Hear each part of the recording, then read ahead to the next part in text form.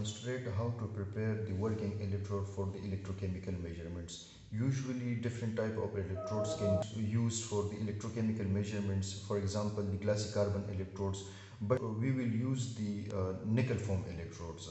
The materials required for the preparation of the nickel foam electrodes are nickel foam, syringes, and activated carbon, PVDF, NMP as a solvent, and our active material. The first step is to cut the nickel foam in specific ratios, like 1:2. The 1 is in width and 2 is in length.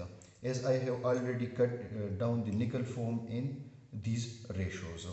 After cutting the nickel foam in specific ratios, we have to wash all the electrodes. So we wash all the electrodes in two steps. And first step we used DI water, and in second step we used acetone in ultrasonic bath or sonicator. After washing, all the samples were kept in an oven at 100 degrees C for 24 hours for drying. After washing and drying, the next step is to deposit our material on the electrode.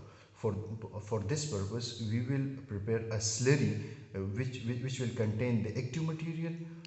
NMP will be used as a solvent, activated carbon will be used to enhance the conductivity, and PVDF will be used for the binding purposes. And PVDF will be used as a binder.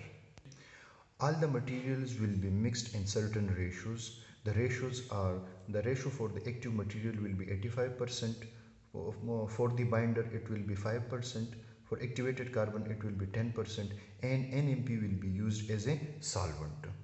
The next step is weighing.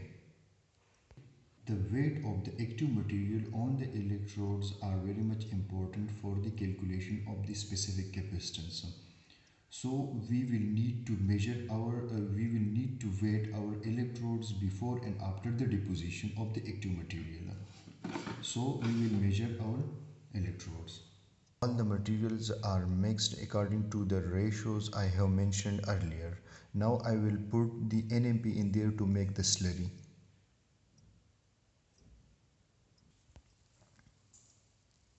After the deposition of the material on the electrode, the next step is drying.